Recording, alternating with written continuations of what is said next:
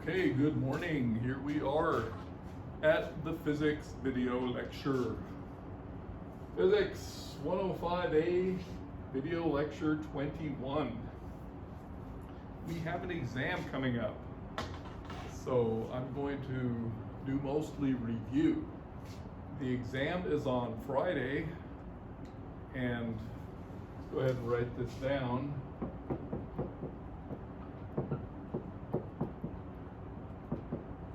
Exam on Friday. I send it out some few minutes before 9 o'clock, and you guys send it back to me sometime close to 10 o'clock. Okay, so a little bit before 9 to a little bit after 10, but basically that hour. Okay, so you email it back to me just like with the notes and the homework, and so it's approximately 9 to 10 o'clock. Email the images as usual, and it should be great. Okay, so I'm going to just review what we've done all semester and then pick off what I want the exam questions to be. So we began with kinematics and just vectors. Actually, I could write down Newton's law. That's always a good one. Net force, one particle. But what did we do? We did first just vectors and kinematics. So, vectors, kinematics. I'll come up with some kind of problem along those lines. Remember, we have position, velocity, acceleration, and we have different coordinate systems as well. In Cartesian,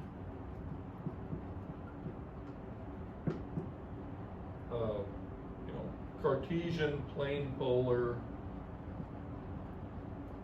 spherical polar, for example.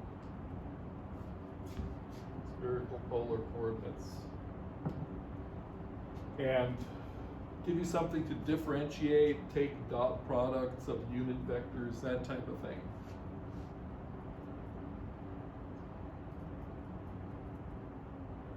Yeah. And it's all, it's all built around here. So in fact, we did get in quite a bit deeper than you may have seen before when we did the plane polar and the spherical polar coordinate unit vectors and stuff like that. But our time is restricted, so I just want to give you something you could just, knock out. Just do some differentiation, scalar products, that type of thing. Good.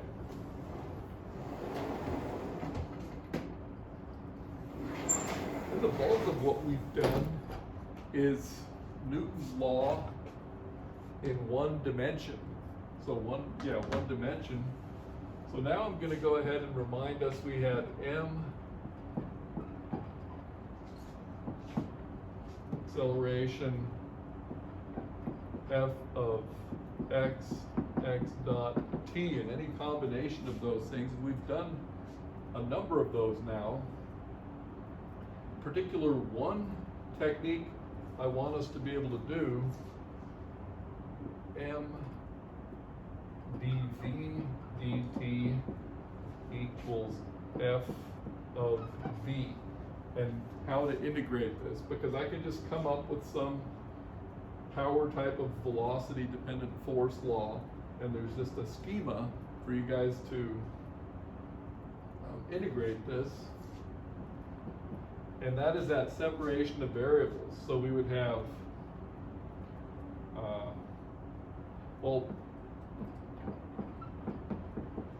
we've got the f over m, okay, some constant. Well, let's actually, usually we end up canceling one of these things, but let's just keep it general here. So we've got the dv, I'll write it this way, m dv over f of v equals integral dt. So here we would go from v0 to v, integration variable v prime, 0 to t. Yeah, so this side just turns out into t, and I certainly give you something you can integrate, and then you want to go from here to find v of t. And once you have v of t, then if it's an easy enough problem, you can also find x of t. So we did a number of these, okay? So just go ahead and review those. I'm going to come up with one that's not so bad, and you guys should be able to knock it out. Now there's another way of looking at this problem, right? This is going to give us v of t. We can also express this dv dt as m dv dx times dx dt. In which case, what do we have? We have mv, because dx dt is v, dv dx, and suppose, this, we could have an f of v and x, but let's just say we have an f of v again. Okay. Then the integration by separation of variables is going to be this form, mv dv over f of v is equal to dx. And when you integrate both sides, all right, 0 to x, x prime here, v0 to v, got v prime. When you integrate both sides here, what do you get? You get a function of v equals x, okay? And if you can invert it, you could get v of x. At this stage of the game, you have x equals x of v. If you can invert it, you find v of x. I'd like to actually do the same, both of these with the same law, velocity law, because this particular example can get you, can get you the maximum distance traveled. That would be a lot more work with this type of problem. So you want to be able to do both of these, and I give you some basic type of force law, where it's pretty elementary to integrate, okay? But they're instructive, and based on the parameters in here, I can also ask you about some limiting cases and the like, okay? So yeah, this type of integration is very important. That would already be 2 problems. How much can we do in an hour, right? We'd have something like some kind of differentiation here, kind of integration of a basic law.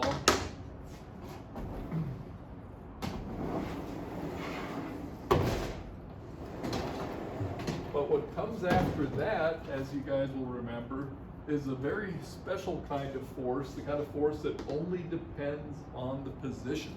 That's the one that we spend the most time on.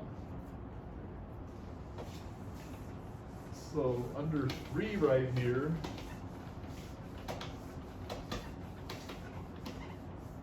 we have, let's just write Newton's law again. F of x. Okay.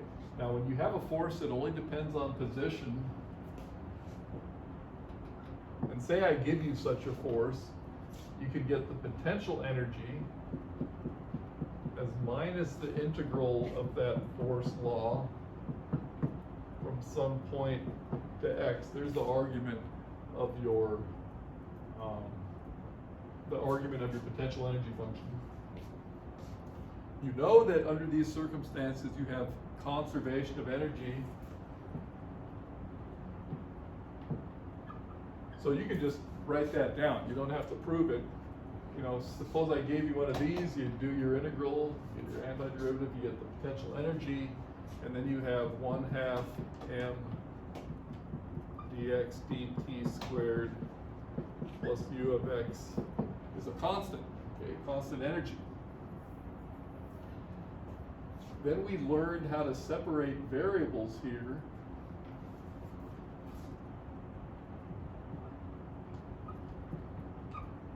Separation of variables.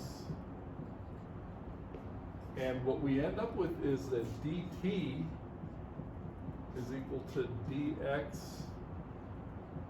2 over m e minus u of x square root. So we just separate the variables, that's what we get. We integrate both sides, we get the time on one side and some integral depending on x on the other side.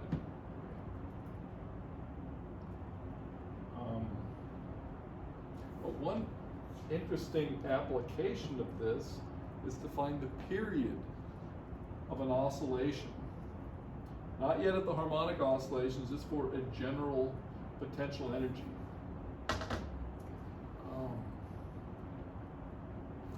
Yeah, let's give us, well, okay. Good. We'll go ahead and, since we've done this so many times, we could integrate to t here, and x0 to x here, and then of course this is t. And since we've done some, we know you don't have that many that you can do explicitly. Our harmonic oscillator, free fall problems were a couple of examples. But yeah, you could also do the period. Well, I like to number things, so suppose we were numbering 1, 2, 3, 4, 5. Here's a whole thought process, right? So we have this. Now for part 6, suppose we returned to our potential energy and it has some local minimum, okay? Has some local minimum. Now we've learned to do two things. We could integrate from some x min to x max corresponding to a value of the energy,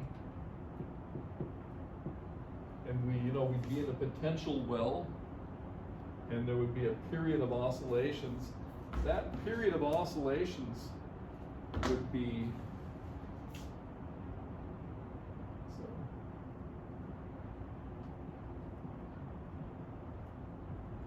period of oscillations would be t, would be this integral from x min to x max and back again. So that would be 2 integral x min, x max, what we have here, right?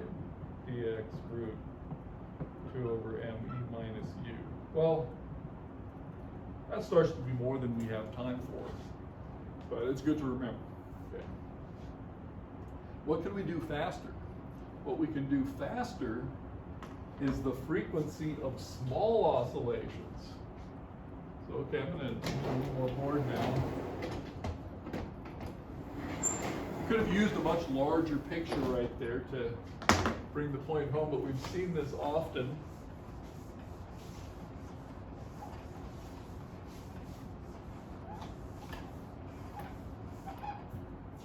But yeah, this is the whole scenario. So I'll just draw us a larger picture. And let's say it's the same potential energy. There's an energy, right? We have those x min and x max. But suppose we want the frequency of small oscillations. Here, time to use another color. For small oscillations about this minimum, we're talking about the oscillation frequency for the, that's not bad, for the quadratic potential that just nests in this more general curve. And here we can move pretty quickly because we have, for small oscillations, am I numbering things here? Yeah, 7. For small oscillations, I'll underline this.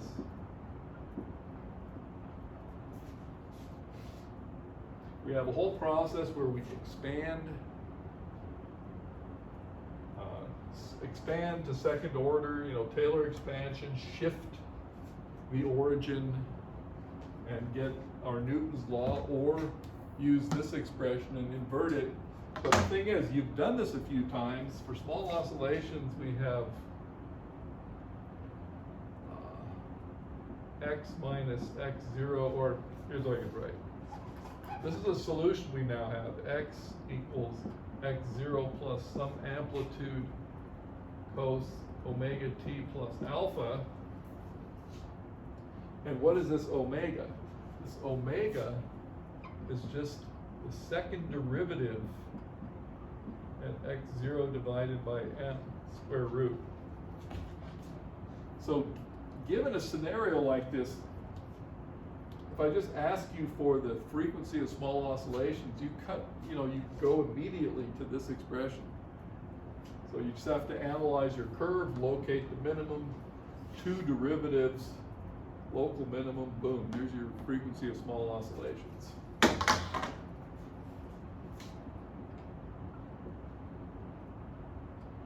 Yeah, so you want to be able to do that. And really, this is about an hour's worth of work if I come up with a few good problems along these lines. See how we're doing time-wise here.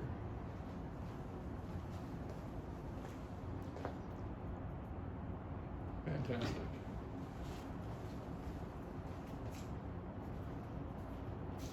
Okay, so where have we been since then? We did a bunch of stuff, but these are the foundational elements of everything that we've done. So I'll just list a couple of other things. Well, actually, that was 3. So for 4, we then went to linear differential equations with constant coefficients. So the whole expansion here and everything that leads us to this result also leads us to the differential equation m x double dot plus kx equals 0.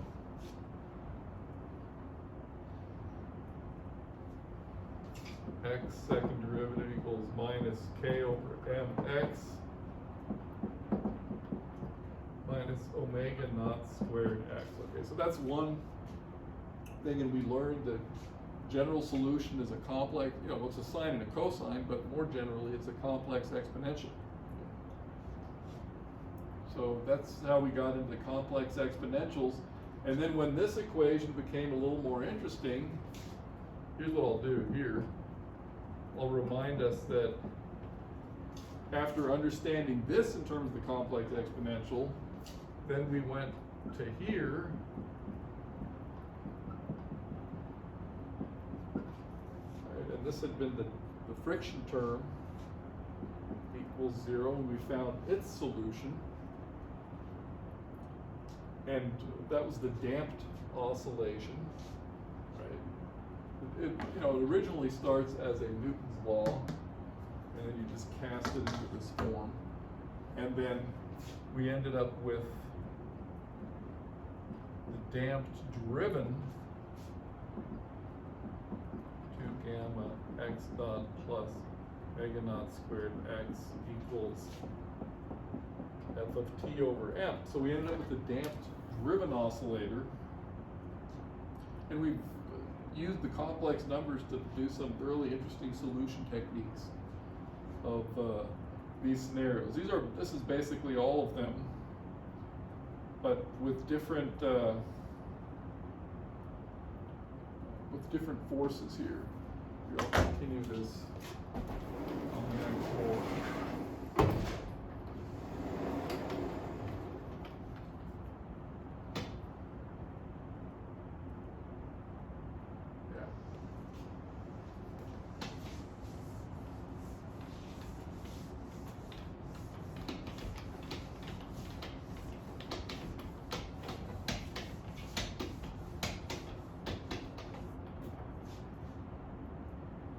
So we had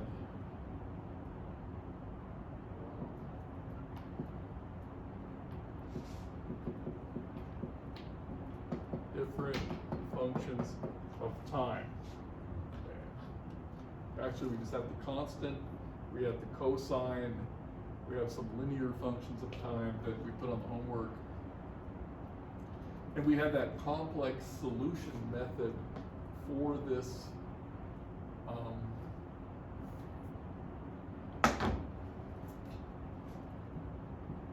also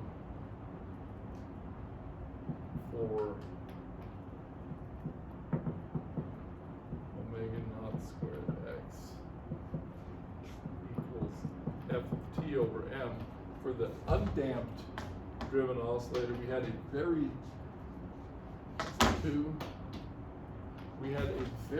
general solution that took us into the complex numbers.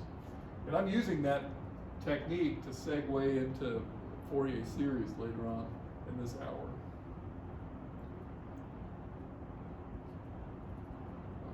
Yeah, we had the cosine, so we did a number of interesting things here, culminating in the analysis of the amplitude for the damped-driven oscillation and resonance frequencies and stuff like that. So I don't think I'm going to write any resonant frequency problem on the exam. So I think I can wrap up the exam review by listing what our possible problems are. So we're looking at kinematics, the way I said earlier. And you always have to remember the chain rule, okay? The chain rule in all of these derivations, okay? I'll put that chain rule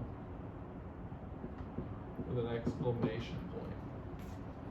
Then we have this type, m dv dt equals f of v mv dv dx equals f of v.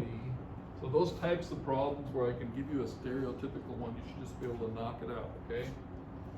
Just some very simple law f of v that allows you to just do the integral with no problem. So that's the thing, and then we move into given f of x, construct u of x equals minus f of x prime dx prime. Be able to sketch the graph.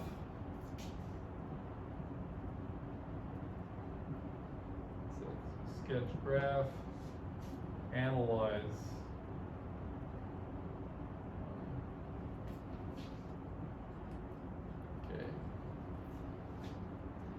Analyze it.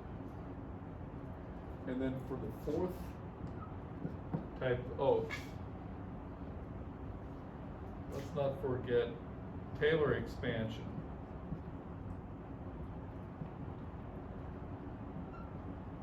Now that's part of the basic analysis of these types of problems. Taylor expansion, you need it for linearization, you need it to find the quadratic expand to get the quadratic part, for example. So yeah, I'm going to write down for Taylor expansion, just remember that you've got f of x equals here, not on the force now, just a general function, f of x, x0, your linear, quadratic terms, and so forth, plus plus 1 over k factorial kth derivative x minus x naught to the k.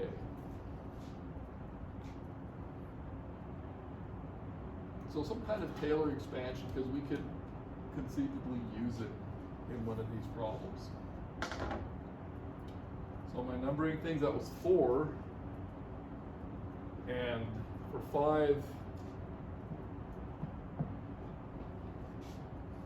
I'll just write complex exponential.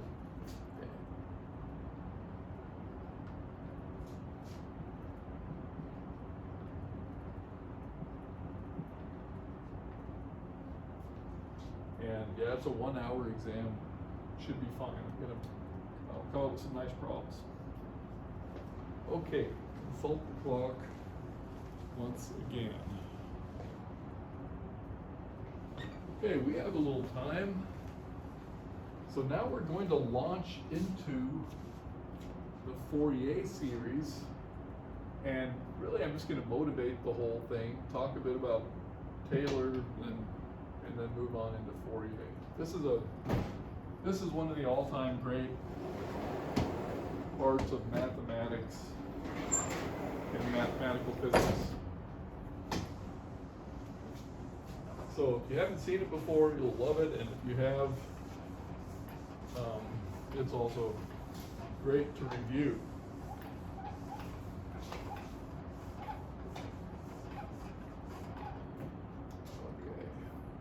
So let's just go ahead and talk about trigonometric expansion. What should we call this? Just series expansions.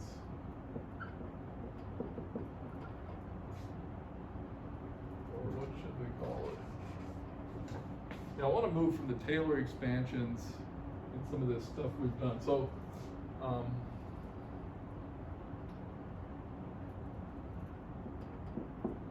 let's call it expanding a function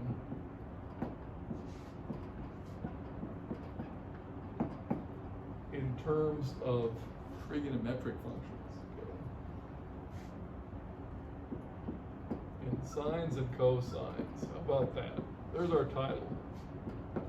We can put a question mark there.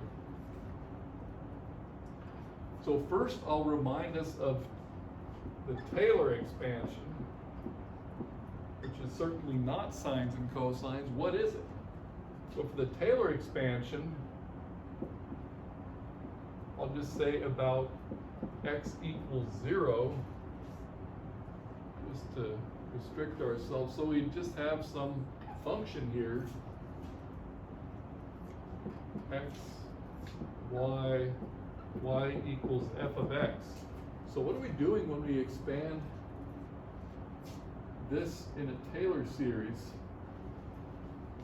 Let's go ahead and write the compact form. F of x, it's the sum over f kth derivative at 0, x to the kth power, k factorial, k equals 0 to infinity, right? That's the compact form of this whole thing written out.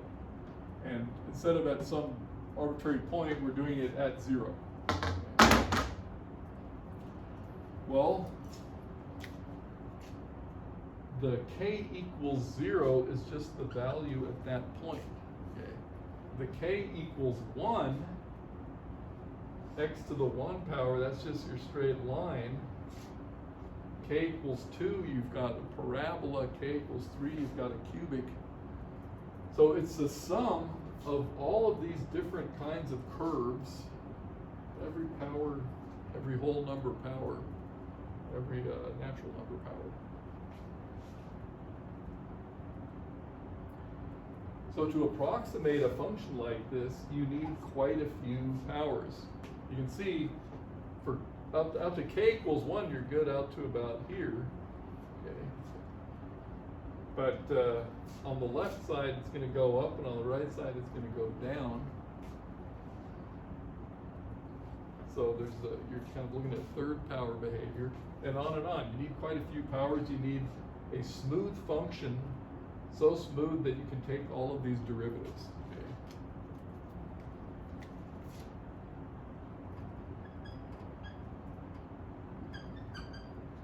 As all derivatives. So strictly speaking, if you have all infinity of them, you need to be infinitely differentiable.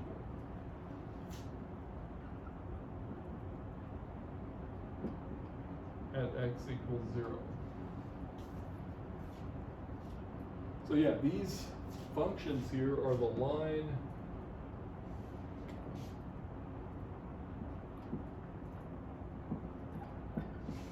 say the basis functions are phi of x equals constant, phi of x equals x, phi of x 0, 1, 2, x squared, etc. Okay, so that's what it means to be expanding in terms of this type of polynomial expansion. Okay. So what about sines and cosines?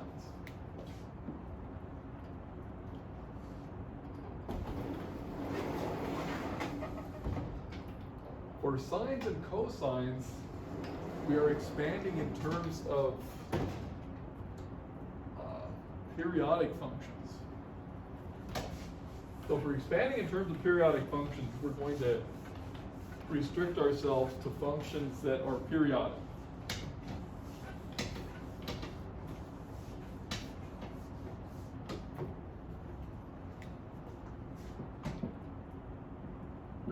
So this next point is expansion in terms of periodic functions.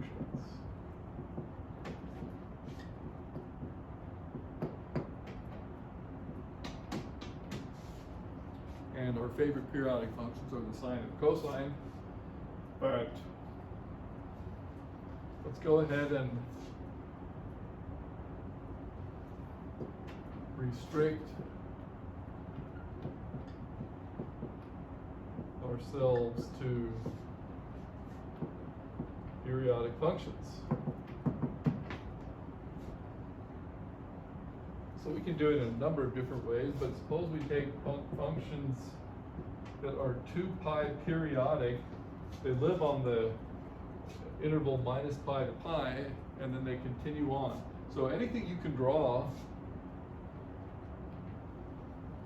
just has to continue on again. I don't even have to have the same value. Notice out here at pi, I have a different value than I have at minus pi. If I were to continue this one on, I would have to do a little jump here and then repeat this pattern over to the right. It looks like I drew one that I can't repeat by hand. You guys get the idea, though. We would actually never hurt to try. So yeah, we'd repeat this thing. I have a squiggle here. Okay, and then I'd have a higher one. So that would be a function that repeats itself 2 pi periodic, and it turns out we can do a sum of sines and cosines. Okay. But we're not going to do sines and cosines because the better method is to use complex exponentials. Okay. So this is x, this is y. In fact, if I wanted to complete this sentence, I could have said to 2 pi periodic functions. How about that? Okay, let me consult the clock.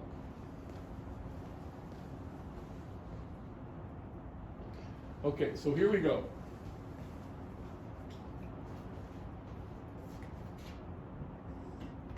What we're going to find is that it's possible to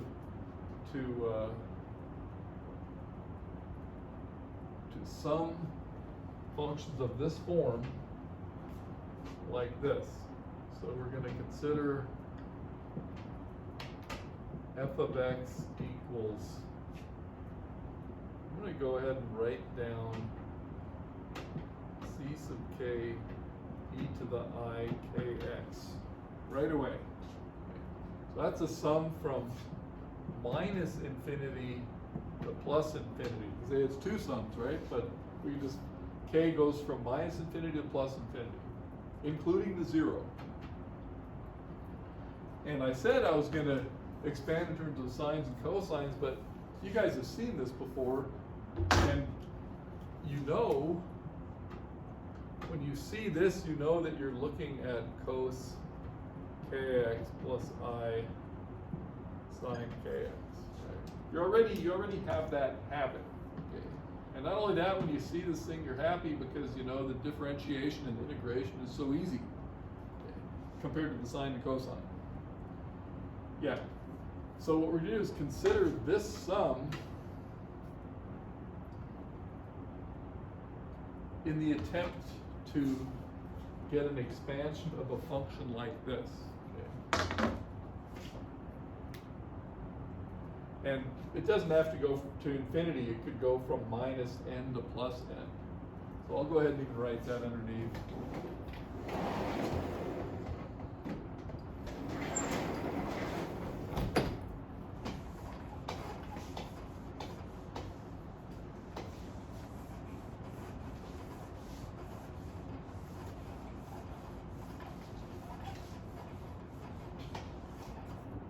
So consider this, or f of x equals the sum k equals minus n to n. So we just truncate the thing. N could be anything from 0, 1, 2, whatever. C sub k e to the I k x. Question is, what are these c sub k's? What are the coefficients that allow us to approximate some function like that using a trigonometric series? So to complete this sentence, since we're still on under 3 here, as the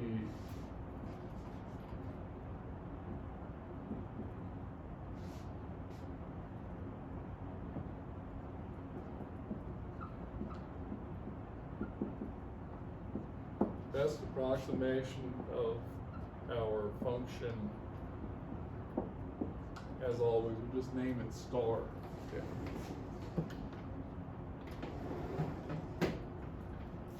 What are these coefficients? Okay.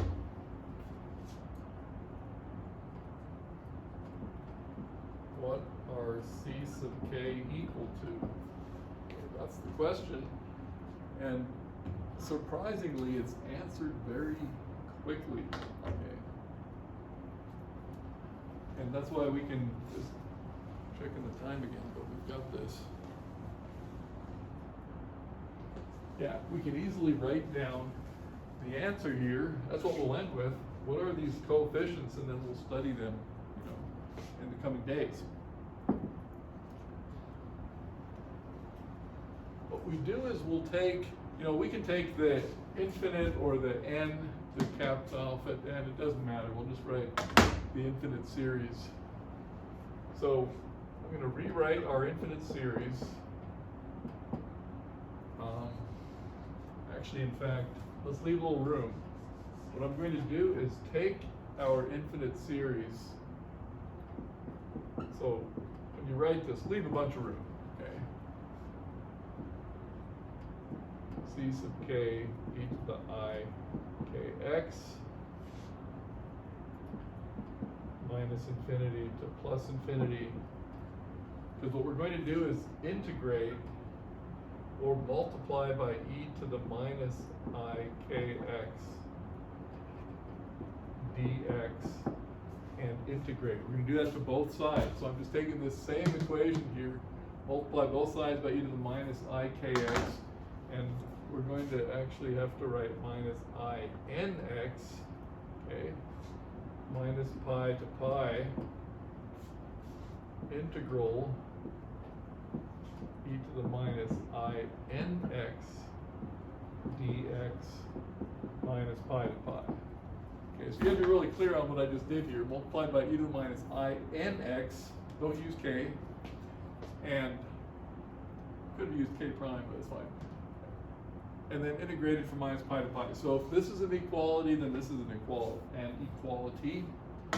So the left side we're going to leave.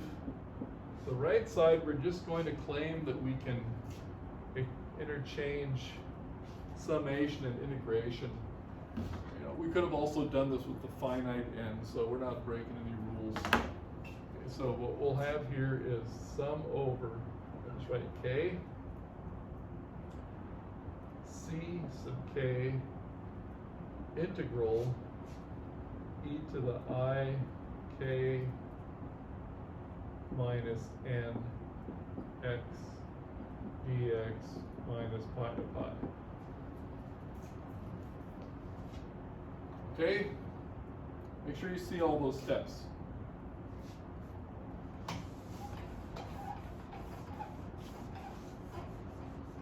Because we're almost done. Sum over k, c sub k. Yeah, what is this integral equal to?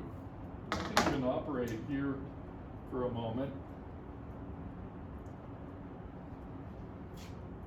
If k is equal to n, here, let's do this.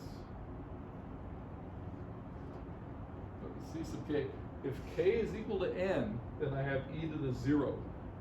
E to the 0 is 1, integrated from minus pi to pi, 2 pi. So it's equal to 2 pi if k is equal to n. And if k is not equal to n, it's equal to 0.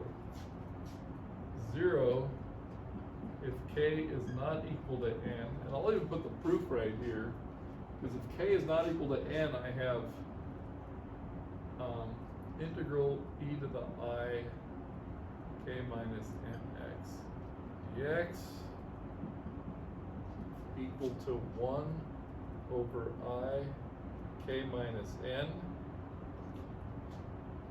e to the I k minus n x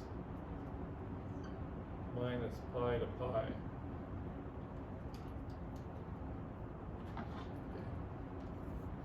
Okay, so yeah, evaluate this. This is just a constant e to the I pi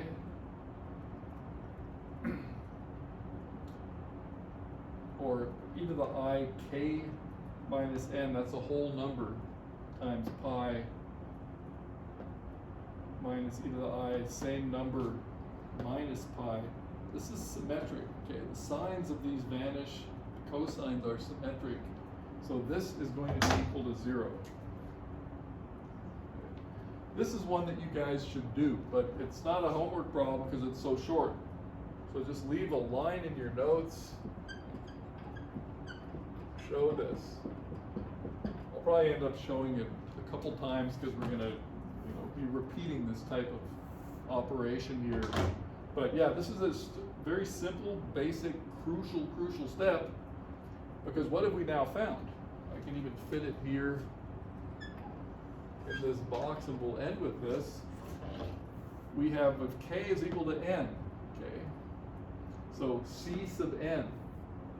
What I have here is integral minus pi to pi f of x e to the minus I n x dx is equal to 2 pi c sub n, right? K is equal to n. And that answers our question. C sub n is this thing divided by 2 pi.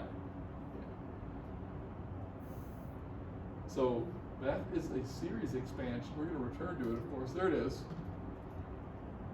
But instead of taking derivatives of your function, you do integrations of your function to get these unknown coefficients. Okay, very powerful technique. So we got this far. Next time we'll just blast off with the same thing. Okay, see you guys later.